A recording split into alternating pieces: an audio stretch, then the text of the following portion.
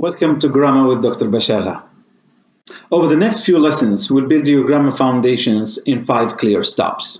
First, the building blocks, the sentence, the clause, and the phrase.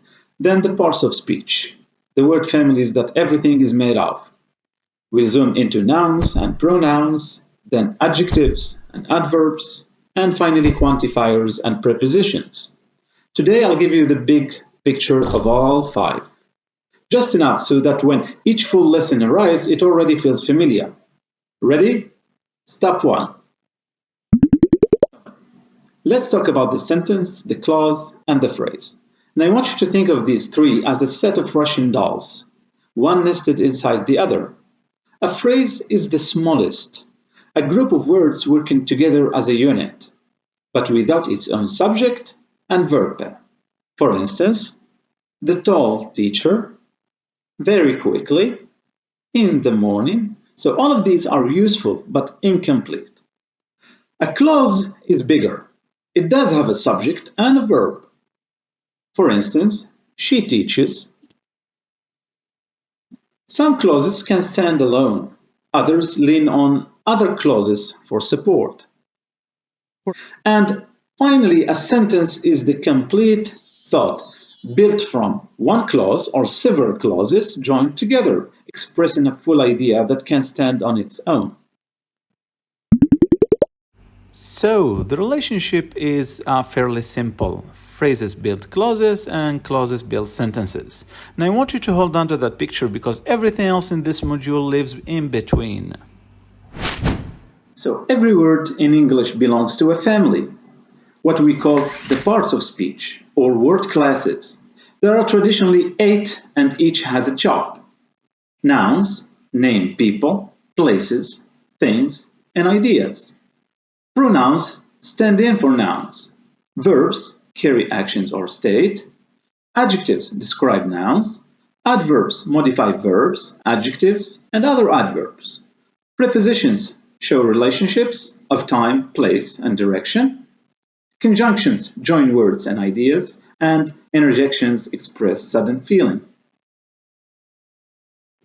Here's the key idea. A word's part of speech depends on the job it's doing in the sentence.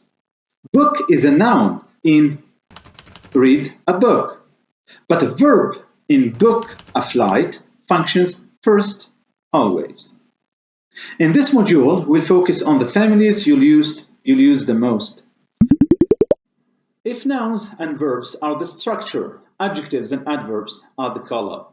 So adjectives describe nouns, answering which one, what kind, how many, a bright idea, 3 wooden chairs. Adverbs modify verbs, adjectives, and even other adverbs, answering how, when, where, to what degree. For instance, she sang beautifully. He arrived late. It's incredibly simple. A quick tip you'll master in this lesson. Many adverbs are just adjectives wearing ly code. Quick becomes quickly, but watch out, because friendly and lovely are adjectives, not adverbs. English loves an exception, and we'll tame them together. Here we are. Our final step, quantifiers and prepositions. 2 small word groups that do a lot of heavy lifting. Quantifiers tell us how much or how many.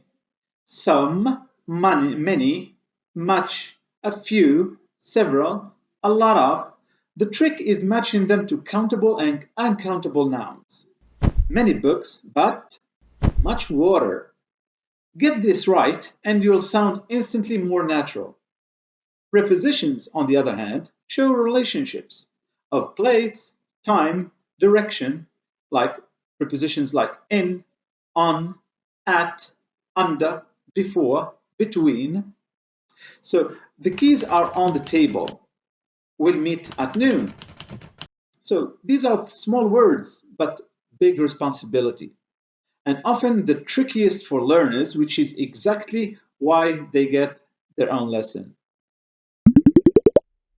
So there is your map.